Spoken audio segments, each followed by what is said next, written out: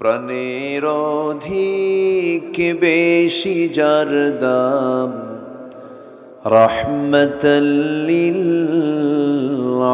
আলামিন। জানো কি তোমরা তাহার নাম, রাহমাতাল লিল আলামিন।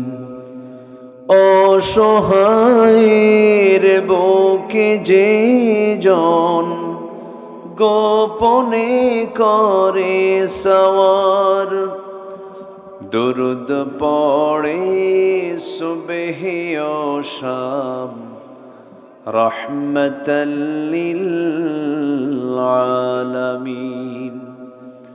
গরিবেরে আহার দিতেন নিজে হয়ে ও রোজাদার, নিয়মর ভালোবাসার খাম, রাহমাতাল লিল আলামিন।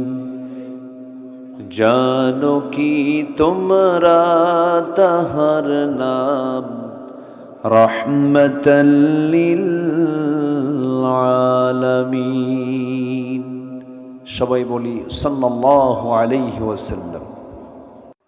সম্মানিত বন্ধুগণ, ভালো কাজের সঙ্গে যদি আমরা সম্পর্ক রাখি, মন্দ কাজ এমনি দূর হয়ে যাবে।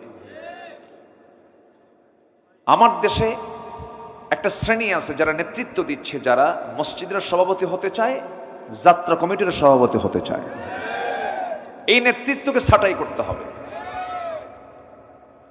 একই ব্যক্তি মসজিদের প্রথম কাতারে নামাজ পড়ে, আবার নাইট ক্লাবের সভাপতি হয়ে বসে থাকে, মদের বোতলও খায়।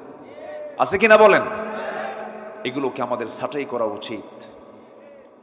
আমরা সৎ যোগ্য হয়ে নিজেকেও গড়ে তুলব, সমাজকেও গড়ে তুলব, এবং সমাজের যারা নেতৃত্বে তাদেরকেও আমরা ওরকম ধরনের মানুষই দেখতে চাই। এবং এই হুকুমটা কি আব্দুল আমিনের না আল্লাহর? কার হুকুম বলেন? আল্লাহর হুকুম।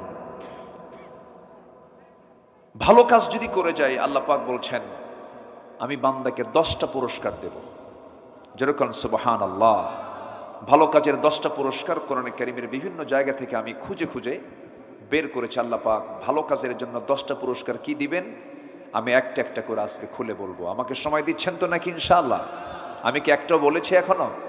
তাহলে কি ওয়াজ কি শেষ না শুরু? আসেন আমরা লাইনে চলে যাই। আল্লাহ কি বলছেন, আল্লাহ কি পুরস্কার দিবেন, নেক আমলগুলো কি।